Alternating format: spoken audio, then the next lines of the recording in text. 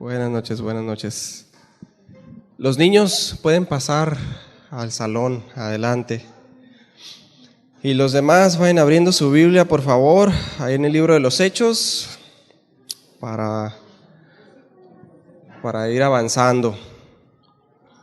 Libro de los Hechos, capítulo 4. Capítulo 4, por favor. Libro de los Hechos, capítulo 4. Vamos a orar, ¿sí? Vamos a rogar al Señor que nos ayude, Señor que nos hable. Sí, ore por mí, oro por usted, hermano. Padre, gracias, bendito Dios, por esta noche. Eres bueno, tu misericordia es desde la eternidad y hasta la eternidad. Señor, sobre los que te temen, Padre, te rogamos que, Señor, tú hables en esta noche. Señor, ayúdame a hablar en el Espíritu Santo, Señor, no en mi entendimiento. Padre, Señor, y ayúdanos a entender tu palabra. Señor, ayúdanos a ponerla por obra, Señor, que seamos hacedores y no solamente oidores de tu palabra, Señor. Ayúdanos, danos la gracia, Señor, danos la gracia para escuchar, para entender y para poner en práctica, Señor. Te rogamos en nombre de Jesús. Amén. Bien, entonces estamos ahí en Hechos 4, del 1 al 22. Y si recuerdan, en la prédica pasada, el pastor nos enseñaba acerca, ahí leíamos el capítulo 3 de los Hechos, el segundo discurso de Pedro en el pórtico de Salomón, después de la curación de un cojo, ¿cierto? Este discurso en el pórtico de Salomón fue muy parecido, ¿sí?, al primer discurso de Pedro en el día de Pentecostés.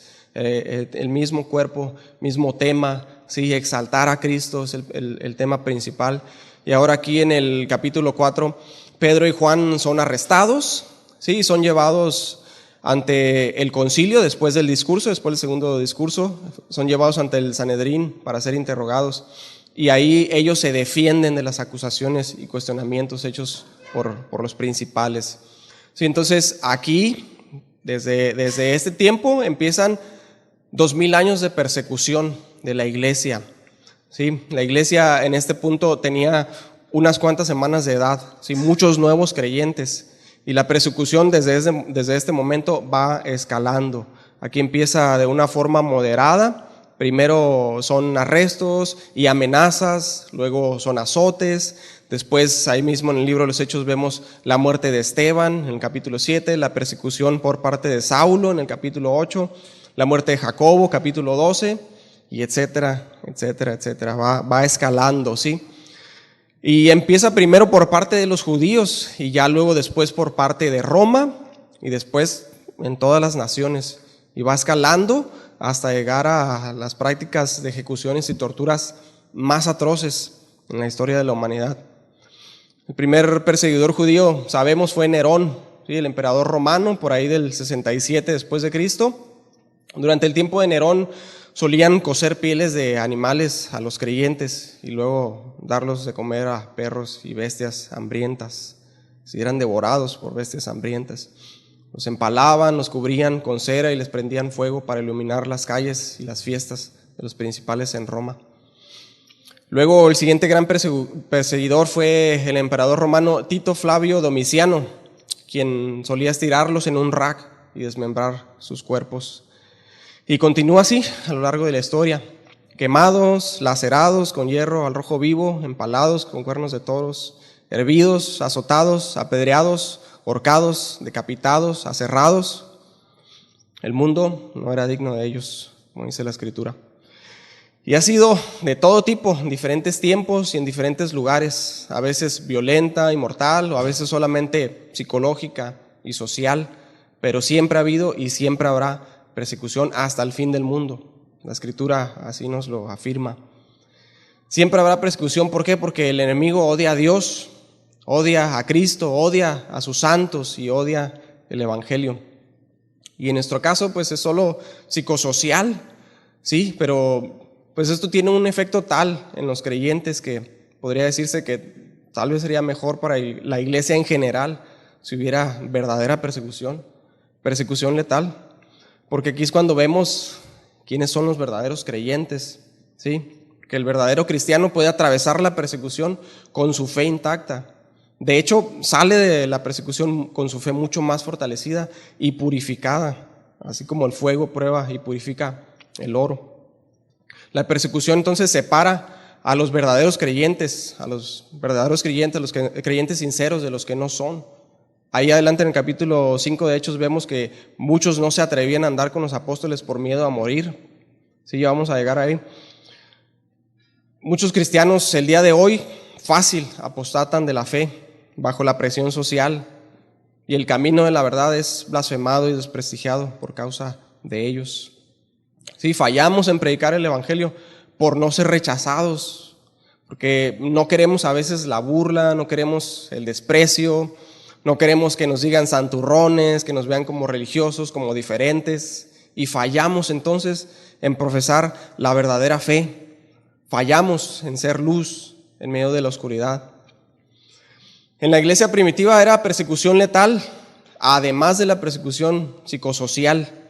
Y en este punto, aquí en Hechos, en los primeros capítulos, todo cristiano era un verdadero creyente en Cristo, todos. Sí, su profesión de Cristo era sincera al punto que no les importaba morir por causa de Cristo. Vemos que cantaban salmos aún camino a su ejecución. Eran verdaderos esclavos de Cristo.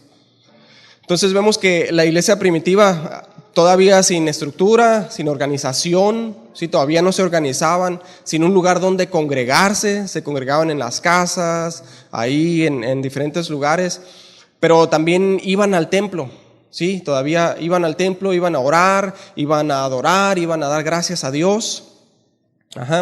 Y vemos aquí en el capítulo 3 a Pedro y a Juan asistiendo al templo y entrando por la puerta la hermosa, a la hora de la oración, la hora del sacrificio de la tarde. Entonces, ahí vemos que ellos sanaron a un cojo de nacimiento. Lo hicieron en el nombre de Jesús, que da vida a los muertos.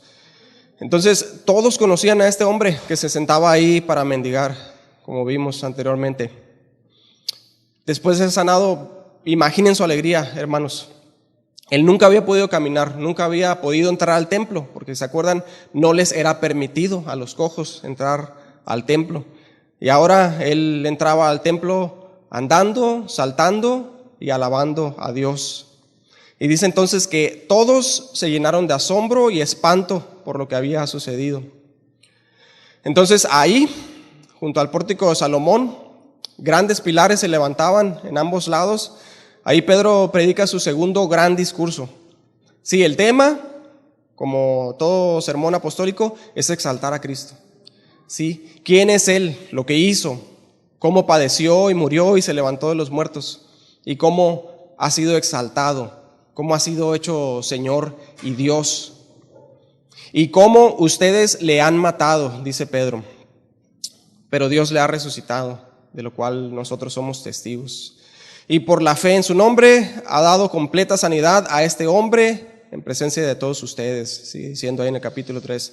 Así que arrepiéntanse y conviértanse para que sean borrados sus pecados, para que vengan de la presencia del Señor tiempos de refrigerio. Sí, entonces es un sermón muy parecido al primero en el día de Pentecostés, gran discurso. Y lo que sucedió a continuación es todavía mayor, es increíble. Dice en el 3:11 que todo el pueblo atónito concurrió ahí al pórtico de Salomón. Ahí Pedro y los apóstoles pronunciaron estas grandes palabras. Vamos pues a leer ahí Hechos 4 del 1 al 22. Hablando ellos al pueblo, vinieron sobre ellos los sacerdotes con el jefe de la guardia del templo y los saduceos, resentidos de que enseñasen al pueblo y anunciasen en Jesús la resurrección de entre los muertos. Y les echaron mano y los pusieron en la cárcel hasta el día siguiente, porque era ya tarde. Pero muchos de los que habían oído la palabra creyeron, y el número de los varones era como 5,000. Aconteció al día siguiente que se reunieron en Jerusalén los gobernantes, los ancianos y los escribas, y el sumo sacerdote Anás, y Caifás, y Juan, y Alejandro, y todos los que eran de la familia de los sumos sacerdotes. Y poniéndoles en medio, les preguntaron: ¿con qué potestad o en qué nombre habéis hecho vosotros esto? Entonces Pedro, lleno del Espíritu Santo, les dijo: gobernantes del pueblo y ancianos de Israel, puesto que hoy se nos interroga acerca del beneficio hecho a un hombre enfermo, de qué manera éste haya sido sanado, sea notorio a todos vosotros y a todo el pueblo de Israel, que en el nombre de Jesucristo de Nazaret, a quien vosotros crucificasteis y a quien Dios resucitó de los muertos, por él este hombre está en vuestra presencia sano. Este Jesús es la piedra reprobada por vosotros los edificadores, el cual ha venido a ser cabeza del ángulo. Y en ningún otro hay salvación, porque no hay otro nombre bajo el cielo dado a los hombres en que podamos ser salvos. Entonces, viendo el denuedo de Pedro y de Juan, y sabiendo que eran hombres sin letras y del vulgo, se maravillaban y les reconocían que habían estado con Jesús. Y viendo al hombre que había sido sanado, que estaba en pie con ellos, no podían decir nada en contra. Entonces les ordenaron que saliesen del concilio y conferenciaban entre sí, diciendo: ¿qué haremos con estos hombres? Porque de cierto señal manifiesta ha sido hecha por ellos, notoria a todos los que moran en Jerusalén, y no lo podemos negar. Sin embargo, para que no se divulgue más entre el pueblo, amenacémosles para que no hablen de aquí en adelante a hombre alguno en este nombre. Y llamándolos, les intimaron para que en ninguna manera hablasen ni enseñasen en el nombre de Jesús. Mas Pedro y Juan respondieron diciéndoles: juzgad si es justo delante de Dios obedecer a vosotros antes que a Dios, porque no podemos dejar de decir lo que hemos visto y oído. Ellos entonces les amenazaron y les soltaron, no hallando ningún modo de castigarles por causa del pueblo, porque todos glorificaban a Dios por lo que se había hecho, ya que el hombre en quien se había hecho este milagro de sanidad tenía más de 40 años. Entonces vemos ahí en el 4:1 que dice: hablando ellos al pueblo. Sí, no solamente fue Pedro predicó este gran sermón registrado, que de hecho ves un resumen, ¿sí? Todos los demás apóstoles también hablaban y testificaban, así como en el primer discurso también dice: todos daban testimonio de Cristo y de su resurrección. Y mientras aún hablaban, dice: vinieron sobre ellos los sacerdotes con el jefe de la guardia del templo y los saduceos. Sí, los sacerdotes eran los que oficiaban los sacrificios en el templo. Había en ese entonces 24 grupos de sacerdotes y ellos eran de todo alrededor de Israel. Cada grupo de sacerdotes servía por 2 semanas en el templo y ofrecían los sacrificios de la mañana y de la tarde. Y los sacerdotes entonces que vinieron a los apóstoles eran los que estaban oficiando en ese momento. Sí, luego dice el jefe de la guardia del templo. Sí, este era el llamado Sagan, el jefe de lo que era el equivalente a la policía del templo. Porque miren, ni el imperio romano ni los líderes toleraban el desorden. Por eso tenían una guardia en el templo día y noche, 24 horas. Y el templo era cuidadosamente custodiado por esta policía o guardia. Lo dice los saduceos, sí, finalmente. Era la secta religiosa minoritaria, pero ellos administraban la operación del templo, toda la operación del templo. Entonces los sacerdotes y la guardia del templo trabajaban bajo el liderazgo de los saduceos. Sí, los saduceos solo creían en el Pentateuco, ¿sí? Los 5 libros de Moisés como inspiración divina, y creían que el resto del Antiguo Testamento era como una especie de comentario, ¿sí? Al Pentateuco. Y entonces, como en ningún lugar del Pentateuco se menciona la resurrección, ellos no creían que hubiera tal. Ahorita vamos a ver la relevancia de esto. Entonces, esta era la comitiva que venía a pagar el alboroto ahí. Ellos querían tener todo controlado. ¿Por qué? Porque se beneficiaban económicamente de la operación del templo, ¿sí? Y porque no querían tener problemas con la autoridad romana, ¿sí? Porque estaban sometidos bajo la autoridad romana, como ya sabemos. Entonces, la multitud se había congregado y había, dice, asombro y espanto.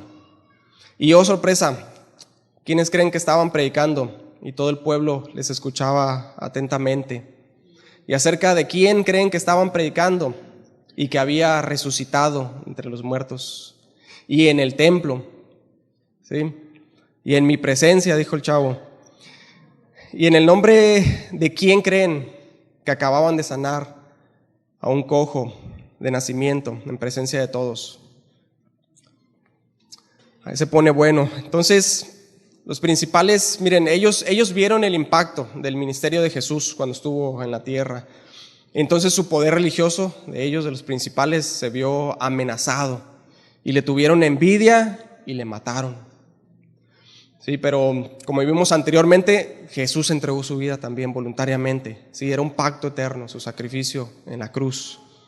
Pero entonces ellos pensaban que matando a Jesús se acabaría el problema. Mata al líder y el movimiento morirá. Pero no fue así. ¿Sí? Aquí estaban sus discípulos predicando y sanando enfermos, y las multitudes se convertían a Cristo en el mismo templo. Vamos a ver ahorita cuántos. Dice en el 2, resentidos de que enseñasen al pueblo. Resentidos, indignados, grandemente perturbados, significa la palabra, de que enseñasen al pueblo. Sí, miren, Matthew Henry dice acerca de esto, escuchen. Les molestaba la predicación y les molestaba la atención que prestaba el pueblo.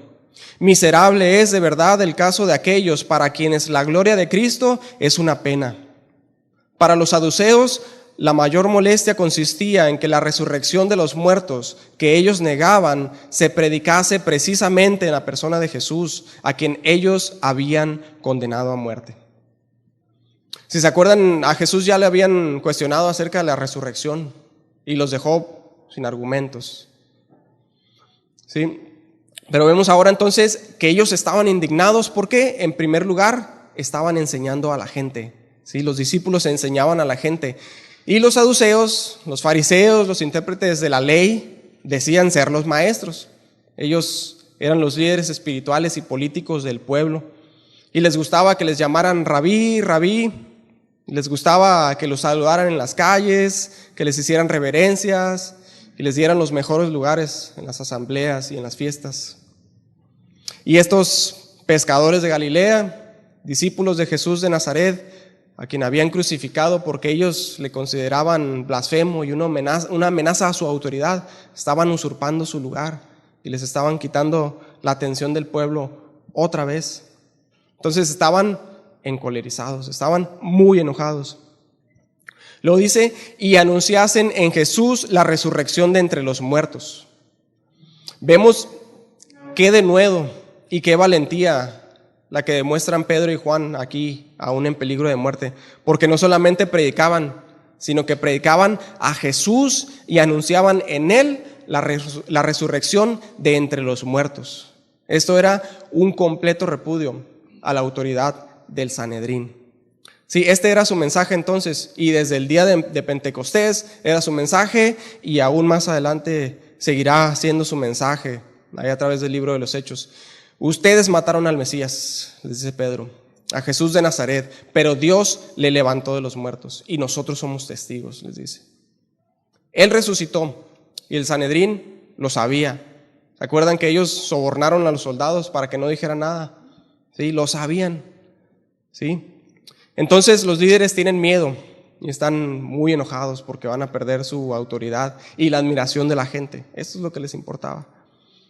No solamente Jesús está vivo, sino que sus discípulos continúan su obra y sus seguidores siguen aumentando aún con más rapidez. Entonces, ¿qué van a hacer ahora? Seguramente se preguntaban ellos, ¿no? Dice en el 3, y les echaron mano y los pusieron en la cárcel hasta el día siguiente, porque era ya tarde. ¿Sí? Acuérdense que ellos llegaron a la hora 9, es decir, a las 3 de la tarde. Y cuando los arrestaron, dice, era ya tarde. Y todo este tiempo, ¿qué habían estado haciendo? Predicando el evangelio. Y entonces, a raíz de su predicación, dice, en el 4, muchos de los que habían oído la palabra creyeron, y el número de los varones era como 5,000. Sí, solo los varones, andros, es la palabra que se usa, sin contar a las mujeres. No sabemos cuántos eran en total entonces, pero fueron miles de personas las que se convirtieron ese día. Sí, verdaderas conversiones, no solamente repitieron una oración y se salieron a seguir viviendo como antes, sí, sino que eran verdaderos creyentes, verdaderos esclavos de Cristo. Por esto, la generación de víboras, hipócritas, sepulcros blanqueados, estaban tan enojados y no pudieron soportarlo. Y empiezan entonces más de 2000 años de persecución y de odio. Sí, los arrestaron y los pusieron en la cárcel. Vemos que, miren, Dios capacita a sus siervos para soportar la persecución gradualmente. No sé si usted se ha preguntado, ¿qué haría yo si empezara, no, una persecución tan grande como la que describen todos aquellos mártires de la iglesia, sí, o como lo que describe la Escritura, la gran tribulación? ¿Sí? ¿Qué haría yo? ¿Negaría a Cristo? Bueno, vemos que Dios capacita a sus hijos, a sus santos, para sufrir gradualmente, ¿sí? Aquí primero están soportando cadenas, ¿sí? Pero después y gradualmente los fue capacitando hasta soportar hasta la sangre. Sí, porque dice, y también todos los que quieren vivir piadosamente en Cristo Jesús padecerán persecución. 2 Timoteo 3:12. Entonces, miren, algo que distingue a los apóstoles durante el periodo de los Hechos, aparte de la predicación audaz de la palabra y el conocimiento pleno del Antiguo Testamento, como ya lo hemos visto antes, es también la sumisión ante la persecución. Sí, esto es una característica de Cristo. Vemos que Cristo fue sumiso, ¿sí? Y ahora ellos estaban siendo sumisos. Antes habían huido, ¿sí? Tuvieron miedo, Pedro había negado a Cristo, pero ahora ni durante el arresto ni durante la interrogación pusieron resistencia o protestaron. Todo lo contrario, valientemente abrieron su boca para predicar el evangelio de salvación aún a aquellos que los perseguían y buscaban matarles. Sí, esto es evidencia de que el Espíritu Santo moraba dentro de ellos. El Espíritu Santo ya había venido sobre ellos en el día de Pentecostés. Como vemos a continuación en el número 5, dice: aconteció al día siguiente que se reunieron en Jerusalén los gobernantes, los ancianos y los escribas. Dice al día siguiente, y cuando los metieron en la cárcel era ya tarde, y al día siguiente se reunieron, seguramente a primera hora de la mañana, porque estaban impacientes por silenciarlos. ¿Sí? Dice, se reunieron en Jerusalén. Entonces, probablemente durante la noche algunos viajaron para llegar a Jerusalén en la madrugada y estar ahí en el concilio. Era algo serio. ¿Sí? Dice, los gobernantes, esto es, los principales sacerdotes, ¿sí? Los ancianos o los jefes de las familias nobles y los escribas o expertos de la ley. Y luego dice en 6, y el sumo sacerdote Anás y Caifás y Juan y Alejandro y todos los que eran de la familia de los sumos sacerdotes. El sumo sacerdote Anás era llamado sumo sacerdote, aunque ya no era el sumo sacerdote. Él había sido destituido de su cargo en el año 15 después de Cristo. Pero él era el miembro más influyente del Sanedrín, ¿sí? Por eso le seguían llamando sumo sacerdote, aunque ya no lo era. El sumo sacerdote entonces era su yerno Caifás. Él era entonces el sumo sacerdote, lo fue desde el 16 después de Cristo hasta el 36 después de Cristo, y ahí estaba él presente. Sí, después dice Juan o Jonatán, como se le llaman algunos otros manuscritos, era cuñado y sucesor de Caifás. Al parecer era también hijo de Anás, ¿sí? Luego dice Alejandro, de Alejandro no sabemos nada, pero se cree que también era pariente de Anás, y no me extrañaría porque luego dice, y todos los que eran de la familia del sumo sacerdote. Entonces todos eran familia, sí, era una mafia, sí, y Caifás era el padrino. La cosa nostra o el cártel del Golfo les quedan cortos. De hecho, miren, el sumo sacerdote era impuesto por Roma, ¿sí? Esto habla de qué tan alejados estaban ya de la voluntad de Dios y cómo se había pervertido ya el sistema del templo, porque los paganos asignaban al sumo sacerdote, ya era cuestión de interés político, ¿sí? Era por dedazo. Entonces vemos que todos ellos se unieron para mal. Sí, ellos pensaban que servían a Dios, pero en realidad servían al maligno. Y si recuerdan, este es el mismo tribunal ante el cual Jesús fue presentado y por el cual fue injustamente juzgado y asesinado. Porque si recuerdan, fue llevado primero a Anás y luego a Caifás, el sumo sacerdote, y ante el concilio, antes de llevarlo ante Pilato para ser crucificado, para exigir su crucifixión. Sí, el mismo concilio. Número 7, y poniéndoles en medio les preguntaron, ¿con qué potestad o en qué nombre habéis hecho vosotros esto? Entonces, toda esta mafia esta cúpula de poder, estos asesinos, pusieron a Pedro y a Juan, representando a la iglesia, en medio de ellos. Y se sentaron a manera de jueces, en semicírculo, así lo solían hacer. Y les preguntaron, acusándoles como lo hicieron con Cristo, de la misma manera. ¿Con qué potestad? Le preguntaron, ¿con qué potestad o en qué nombre habéis hecho vosotros esto? Miren, atención, la formulación de esta pregunta implica una acusación seria. Miren, Trenchard dice lo siguiente respecto a esto. Como el hecho de la acusación era innegable, trataban de atribuirlo a artes mágicas en confabulación con poderes satánicos, basándose la interrogación en las instrucciones de Deuteronomio 13 del 1 al 5. Este pasaje en Deuteronomio 13 del 1 al 5 habla, si quieren después lo estudian, habla de los falsos profetas y cómo con señales engañosas instaban al pueblo a servir a dioses ajenos, ¿sí? A ídolos, a demonios. Y la sentencia de esto en la ley era la muerte. Entonces ellos, al preguntar de esta forma, estaban insinuando eso. Fíjense en la formulación de la pregunta: ¿con qué potestad y en qué nombre habéis hecho vosotros esto? Como si por el poder de demonios hubieran sanado a ese hombre. ¿Sí? ¿Les suena familiar? Así como a Jesús, así lo hicieron con Jesús. Ellos estaban buscando entonces una ocasión para juzgarles y matarles, tergiversando y usando la ley de Dios. Así lo hicieron con Jesús. Usaron la ley, pero la tergiversaron y pusieron testigos falsos, testigos perversos para condenarle y matarle. Sí, más adelante vemos que hicieron lo mismo con los apóstoles para matarles. Ahí está el claro ejemplo de Esteban. Pero ahora vemos que Dios prepara una situación perfecta, sí, para glorificarse y que su evangelio de gracia sea predicado aún en oídos, gracias hermanito, aún en oídos de sus enemigos.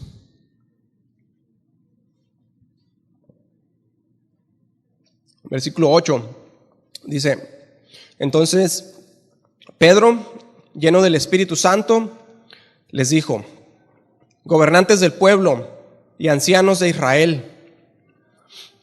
Sí, el apóstol Pedro, aquí con gran denuedo de valentía y sin confiar en su propia prudencia y perspicacia, sino en la guía del Espíritu Santo, se dirige al Sanedrín, tal como el Señor había prometido a sus fieles testigos ahí en Lucas 21 del 12 al 15. Dice, se los leo: pero antes de todas estas cosas os echarán mano y os perseguirán y os entregarán a las sinagogas y a las cárceles y seréis llevados ante reyes y ante gobernadores por causa de mi nombre, y esto os será ocasión para dar testimonio.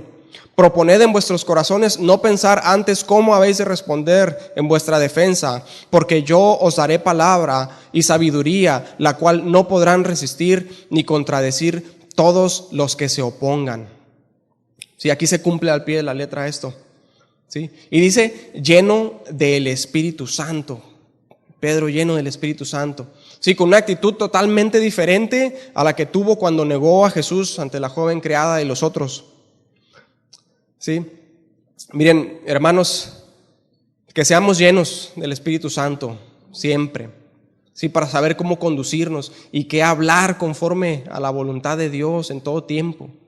Que prediquemos con denuedo la palabra de Dios en todo tiempo y en todo lugar, sin adulterar la palabra. Sí, esa debe haber sido la oración de Pedro, y esa debe ser siempre nuestra oración. Porque bien pudieron haber dicho Pedro y Juan ahí: es una disculpa, Sanedrín, ya no vamos a hablar ni a sanar en ese nombre. Vamos a buscar otra estrategia para que nadie se ofenda. Sí, pero no. Vemos que en lugar de esto, Pedro les dice, ahí en el 9, puesto que hoy se nos interroga acerca del beneficio hecho a un hombre enfermo, de qué manera éste haya sido sanado, sea notorio a todos vosotros y a todo el pueblo de Israel, que en el nombre de Jesucristo de Nazaret, a quien vosotros crucificasteis y a quien Dios resucitó de los muertos, por él este hombre está en vuestra presencia sano. Este Jesús es la piedra reprobada por vosotros los edificadores, la cual ha venido a ser cabeza del ángulo. Y en ningún otro hay salvación, porque no hay otro nombre bajo el cielo dado a los hombres en que podamos ser salvos. Sí, esto le responde Pedro. Otra vez el 9, porque puesto que hoy se nos interroga acerca del beneficio hecho a un hombre enfermo, de qué manera éste haya sido sanado. Entonces Pedro les dice, puesto Y debido a que ustedes nos están juzgando, debido a que nos interrogan por una causa injusta, por haber hecho algo bueno a un hombre enfermo, y de qué forma lo hicimos, como si lo hubiéramos hecho de forma maligna, por artes mágicas o con ayuda de demonios, debido a que este tribunal es injusto, les está diciendo Pedro. Entonces, número 10, sea notorio a todos vosotros y a todo el pueblo de Israel que en el nombre de Jesucristo de Nazaret, a quien vosotros crucificasteis y a quien Dios resucitó de los muertos, por él este hombre está en vuestra presencia sano. Sí, les dice Pedro, déjenme decirles entonces por qué poder y autoridad lo hicimos. Lo hicimos en el nombre de Jesucristo de Nazaret, a quien ustedes crucificaron y a quien Dios levantó de los muertos. ¿Sí? En el nombre de Jesús, el Cristo, el ungido, el Mesías. Ustedes lo conocen muy bien. Sí, les dice. Él sanó a muchas personas. Levantó a Lázaro de los muertos, levantó a otras personas de entre los muertos en presencia de todo el pueblo. Y les dice Pedro, y nosotros somos testigos. Luego dice en el 11, este Jesús es la piedra reprobada por vosotros, los edificadores, la cual ha venido a ser cabeza del ángulo. ¿Sí? Súper interesante. Miren, Pablo está citando el Salmo 118, 22, como diciéndoles, con su rechazo y crucifixión de Jesús, han cumplido así una de sus propias profecías acerca del Mesías, que había de padecer en manos de los gobernantes de la nación. Ustedes le mataron, le dice Pedro, pero Dios le resucitó de los muertos. Dios le ha exaltado hasta lo sumo. Sí, miren hermanos, en medio de la más feroz persecución no se puede maquillar el mensaje, sí, aún en peligro de muerte. Todo pecador debe ser confrontado, y si se arrepiente debe ser salvo, y si no se arrepiente debe morir, debe ser condenado. Si les dice, ustedes le mataron, ustedes le reprobaron, ustedes los edificadores, pero ahora ha venido a ser cabeza del ángulo. Número 12, y en ningún otro hay salvación, porque no hay otro nombre bajo el cielo dado a los hombres en que podamos ser salvos. Sí, les dice, hay salvación disponible, pero solo en el nombre de Jesús y en nadie más. ¿Usted entraría a una sinagoga y diría esto, hermano? ¿Entraría a una mezquita allá en el Medio Oriente y diría esto? Creo que la pensaríamos 2 veces, ¿no? O más. Pero eso es lo que hicieron ellos ese día, ¿sí? Y les dice, ustedes nos preguntaron, bueno, aquí está la respuesta. Es en el nombre de quien ustedes mataron y Dios levantó de los muertos y exaltó y vive por siempre. En ese nombre es que hemos hecho este milagro. Y solamente en su nombre y en nadie más es que podemos ser salvos. Sí, les dice Pedro y los demás. Y bueno, dirá alguien en estos días, qué exclusivo es el evangelio, qué poco inclusivo, ¿no? Has juzgado bien. El evangelio es exclusivo porque excluye a todo aquel que rechaza a Cristo y que rechaza su obra. Pero también es inclusivo porque es para todo el mundo, para todo aquel que escuche, se arrepienta y crea en él. ¿Sí? Miren, hermanos, el Dios de los mormones no es nuestro Dios. El Dios de los testigos de Jehová no es nuestro Dios. El de los musulmanes, de los hindúes, de los budistas, no todas las caras de la montaña llevan a la cima, ¿sí? Se han fabricado un concepto de Dios y eso es lo que adoran. El Dios que inspiró la Biblia no es el mismo que inspiró el Corán o cualquier otro libro llamado sagrado. El Dios que inspiró la Biblia es el único y sabio Dios. Que inspiró los demás libros es el Dios de este mundo. No se equivoque, hermano, no es cuestión de religión. Porque no hay otro nombre bajo el cielo dado a los hombres en que podamos ser salvos. Solo en el nombre de Jesucristo.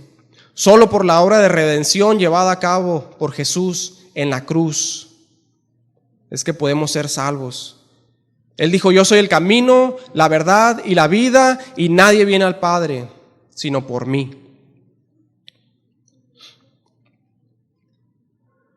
Número 13. Entonces, viendo el denuedo de Pedro y de Juan, y sabiendo que eran hombres sin letras y del vulgo, se maravillaban y les reconocían que habían estado con Jesús.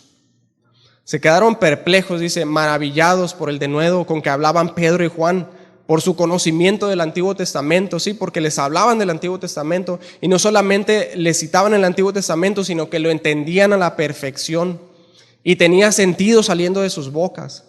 Y por todo lo que estaba sucediendo y cómo las profecías se estaban cumpliendo al pie de la letra y delante de sus ojos. Esto era algo que los miembros del Sanedrín no tenían. Sí, ellos conocían la Escritura, pero no la entendían. La acomodaban a su conveniencia para sacar provecho. Y ahora los apóstoles, estos hombres agramatoi, como se escribe ahí en el original, sin letras, sin estudios, no habían estudiado en ninguna de las escuelas oficiales rabínicas, no habían sido enseñados a los pies de ninguno de los rabinos reconocidos, rabinos de influencia. Ellos eran pescadores de Galilea y ahora ellos estaban ahí parados frente al concilio, hablando con un denuedo, con una elocuencia y un conocimiento tal de la Escritura que no pudieron resistir estos que se creían sabios. Y los jueces sentados en lugares de eminencia estaban siendo juzgados por hombres sin letras y del vulgo. Y entonces la valiente confesión de los fieles contrasta la cobarde confusión de los perseguidores. ¿Puedes ayudar con él? Okay. Y dice, y les reconocían que habían estado con Jesús, ¿sí? El que tantas veces les había confundido con su infinita sabiduría. Solo así se podía explicar esto, hermano. Solo así se podía explicar que hablaran con tanto denuedo y con tanta pasión y con tanto conocimiento de la Escritura, porque habían estado con Jesús. Solo esa podía haber sido la razón, porque habían estado con Jesús y porque habían sido enseñados por Él. Y ahora ellos hablaban con tanta sabiduría y valentía. Sí, Charles Spurgeon dijo respecto a esto: todo cristiano debe ser un fiel retrato del Hijo de Dios. Si fuéramos lo que profesamos ser, seríamos retratos de Cristo y el mundo diría: han estado con Jesús. Número 14. Y viendo al hombre que había sido sanado, que estaba en pie con ellos, no podían decir nada en contra. Aunado a esto anterior, el Sanedrín tenía otro problema. El hombre al que habían sanado, al que todo el mundo conocía, al que todos habían visto ser sanado, estaba ahí de pie junto a los discípulos. Y el milagro respalda la palabra de verdad. Y dice, no podían decir nada en contra. Más adelante en el 22, ya cuando les dejaron ir, porque no pudieron acusarles, dice, ya que el hombre en quien se había hecho este milagro de sanidad tenía más de 40 años. ¿Sí? No lo podían negar, no podían rebatir. Ahí estaba la evidencia junto a ellos. El Sanedrín, ellos pudieron arrepentirse en ese momento. Y hubiera sido justo. Si hubieran caído sobre sus rodillas y hubieran dicho, hemos pecado, ¿qué haremos? Como aquellas miles de personas en el día de Pentecostés y el día anterior en el pórtico de Salomón. Todos ellos también fueron cómplices. Ellos también le acusaron, también gritaron, crucifíquenle. Pero entendieron su pecado, se arrepintieron y fueron salvos. Y hubiera sido justo que el Sanedrín hubiera reconocido su pecado y se hubieran arrepentido. Habrían recibido gracia y perdón, hubieran sido salvos, pero no lo hicieron. Siguieron buscando la forma de matarlos y escogieron la gloria de los hombres antes que la gloria de Dios. En el 15 dice, entonces les ordenaron que saliesen del concilio y conferenciaban entre sí, ¿sí? A fin de verse libres de ellos, para buscar confabular contra ellos y hacerles mal. Pero no los querían presentes, ¿sí? Porque les hablaban claro y a la conciencia. Miren, cuando el hombre se empeña en no dejarse persuadir por la verdad, no es extraño que se deje arrastrar por el error. hasta hundirse por completo. Dice en el 16, diciendo: ¿qué haremos con estos hombres? Porque de cierto señal manifiesta ha sido hecha por ellos, notoria a todos los que moran en Jerusalén, y no lo podemos negar. Qué necedad, ¿verdad, hermano? Qué necia es la incredulidad. Qué dureza la de estos hombres. Qué terrible obstinación la de corazón malvado y endurecido. No lo pueden negar, pero no se dan por vencidos. Ya todos lo han visto, decía, no podemos ocultarlo. No podemos sobornar a nadie ni poder poner falsos testigos que digan que lo hicieron en nombre de demonios, como lo hicieron con Jesús. ¿Con qué razón dijo Jesús de ellos? Ay de ustedes, hipócritas, ay de ustedes. 17. Sin embargo, para que no se divulgue más entre el pueblo, amenacémosles para que no hablen de aquí en adelante a hombre alguno en este nombre.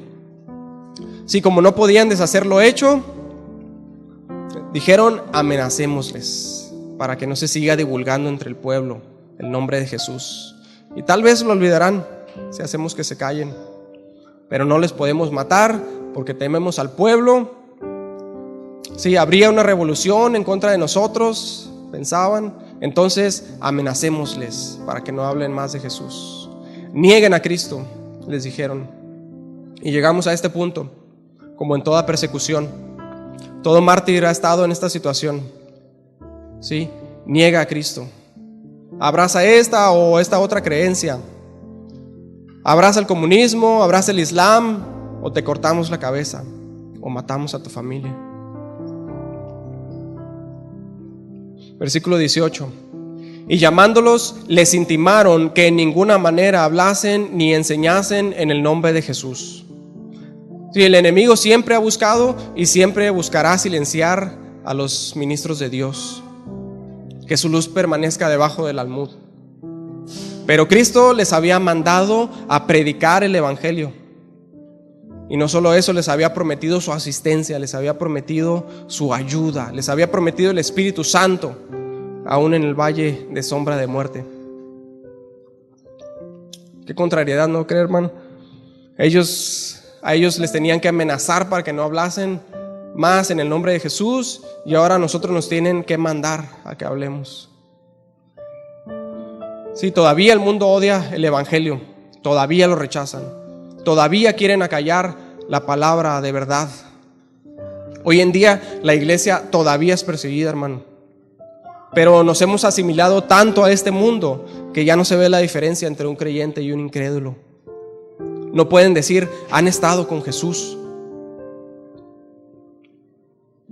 Pero su palabra permanece para siempre. Sí, su palabra es eterna. Y aún hay un remanente que no ha doblado sus rodillas ante Baal, y no podrán acallar el evangelio. Así es que prediquemos, hermano. Prediquemos el evangelio en todo lugar, a tiempo y fuera de tiempo. Prediquemos toda la verdad. Que Dios nos conceda ser, aunque sea un poquito, como todos aquellos valientes que han dado y que siguen dando su vida por el evangelio. Cuán hermosos son los pies de los que anuncian la paz, de los que anuncian buenas nuevas. Romanos 10:15. Número 19. Mas Pedro y Juan respondieron diciéndoles: juzgad si es justo delante de Dios obedecer a vosotros antes que a Dios. Esta respuesta, hermano, no podía ser más precisa, más contundente. Esto es evidencia de que el Espíritu Santo hablaba a través de ellos, como lo prometió el Señor. Juzgad si es justo delante de Dios obedecer a vosotros antes que a Dios. Sí, ¿qué argumento podrían tener en contra de eso? Aunque Pedro después escribiría que nos sometamos a las autoridades porque son impuestas por Dios, la autoridad en este caso era contraria a la voluntad de Dios. Sí, por eso Dios les dio la autoridad a los discípulos en contra de los gobernantes en esta ocasión. Sí, la autoridad de la palabra de Dios. Entonces, ¿a quién obedecemos? ¿A Dios o a ustedes? Bueno, juzguen ustedes mismos si nos conviene que los obedezcamos a ustedes antes que a Dios, porque Él nos ha mandado que prediquemos a Cristo y ustedes nos están mandando lo contrario, dice Pedro. Debemos obedecer a Dios antes que a ustedes. Sí, a Daniel le ordenaron no orar. ¿Y cuál fue su respuesta? Tengo una autoridad más grande. Aunque Daniel sirvió fielmente al rey, así como nosotros somos llamados a someternos a nuestras autoridades, pero cuando se le pidió hacer algo que era contrario al Rey de Reyes y Señor de Señores, él no obedeció.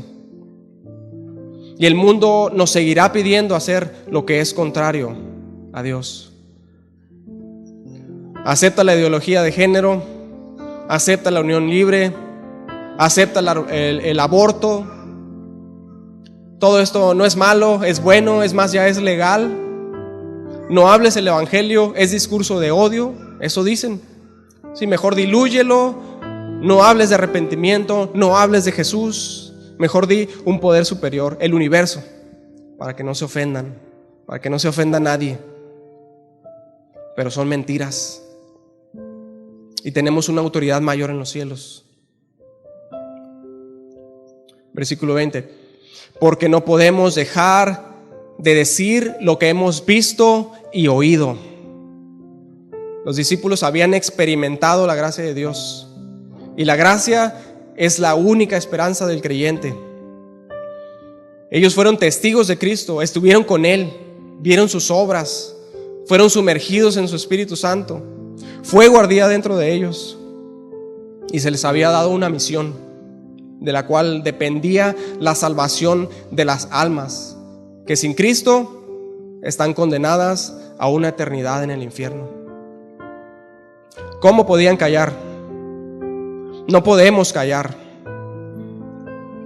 Si el evangelio abre una puerta para la salvación aún a pecadores tan indignos como nosotros, hermanos, por la obra y para la gloria de Jesucristo, entonces este es un evangelio digno de predicarse, digno de vivir y digno de morir por él. Porque no me avergüenzo del evangelio, porque es poder de Dios para salvación a todo aquel que cree. Romanos 1:16. Pero si no podemos morir por el evangelio, ¿cómo podemos vivir por él? Pablo allá en Mileto se despedía de sus amigos sumergido en llanto. Ellos estaban sumergidos en el llanto y estaban despidiendo a Pablo. Estaban muy tristes porque no le volverían a ver. Y Pablo se dirigía a tientas hacia las tinieblas, pero era inconmovible en su camino. Él era inconmovible. Y les dice: pero de ninguna cosa hago caso, ni estimo preciosa mi vida para mí mismo, con tal que acabe mi carrera con gozo y el ministerio que recibí del Señor Jesús, para dar testimonio del evangelio de la gracia de Dios. Hechos 20:24. Y luego dice: ay de mí si no predicar el evangelio, en 1 Corintios. Como si Pedro, Juan, Pablo y los apóstoles dijeran: prefiero la condenación de un tribunal terrenal a la condenación del tribunal celestial. Mi hermano, si todavía no hemos sido llamados a morir por el evangelio, bueno, entonces pongamos todo nuestro empeño para vivir para él. Porque todos los días, hermano, muere gente sin Cristo solo para despertar las torturas del infierno. Ay de nosotros si no predicamos el evangelio. No podemos dejar de decir lo que hemos visto y oído. Por tanto, proclamemos el evangelio para que los hombres no mueran por falta de conocimiento. Porque como el sediento necesita el agua, así el hombre pecador necesita el evangelio de la gracia. A todos los sedientos, venid a las aguas. A los que no tienen dinero, venid, comprad y comed. Venid, comprad sin dinero y sin precio vino y leche. ¿Por qué gastáis el dinero en lo que no es pan y vuestro trabajo en lo que no sacia?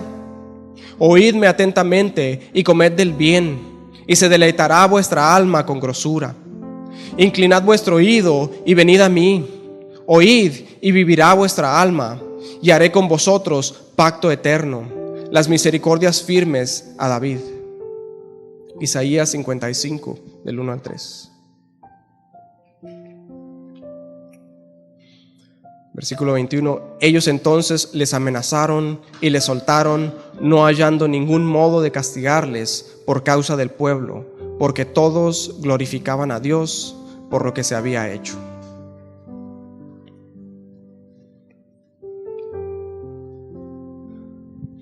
Vamos a orar, hermanos. Padre, bendito sea tu nombre. Bendito sea tu nombre, Señor.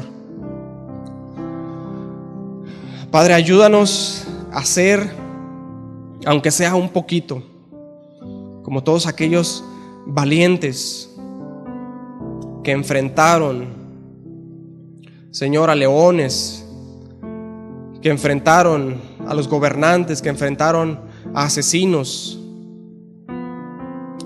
que enfrentaron la muerte cara a cara, Señor, y no te negaron, sino que predicaron valientemente tu evangelio, Señor. Y aún hoy en día, Señor, ayúdanos a ser, aunque sea un poquito como ellos, Señor. Danos denuedo para hablar tu palabra, Señor, aún en medio de la oposición. Ayúdanos, Padre, a estar dispuestos a morir por tu evangelio, para que vivamos por él, para que vivamos por tu evangelio, Señor. Que vivamos haciendo siempre tu voluntad, Padre. Ayúdanos, Señor Dios, danos denuedo. Ayúdanos a vivir conforme a tu palabra, Señor. Que podamos ser luz en medio de la oscuridad. Que con nuestras vidas, con nuestras palabras, podamos darte gloria. Podamos dar a conocer tu evangelio, tu palabra, tu salvación que viene solamente por medio de Jesucristo. Ayúdanos a predicar siempre tu verdad, toda tu verdad, que solamente en Jesucristo hay salvación y en nadie más. Padre, ayúdanos, Señor Dios. Bendito sea tu nombre, Señor. Gracias. Gracias, Padre, porque tenemos tu palabra. Gracias porque tenemos este gran ejemplo de tus apóstoles, Señor, y ayúdanos a imitarlo. Ayúdanos a ser fieles, ayúdanos a ser esclavos tuyos, Padre. Ayúdanos a ser esclavos de Cristo.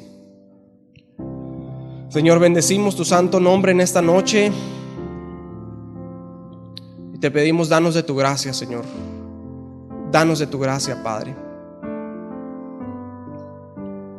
Bendito sea tu nombre, Señor. Tú eres digno, digno, digno. Siempre, siempre serás digno. Bendito sea tu nombre por siempre, Señor Dios. En nombre de Jesús. Amén.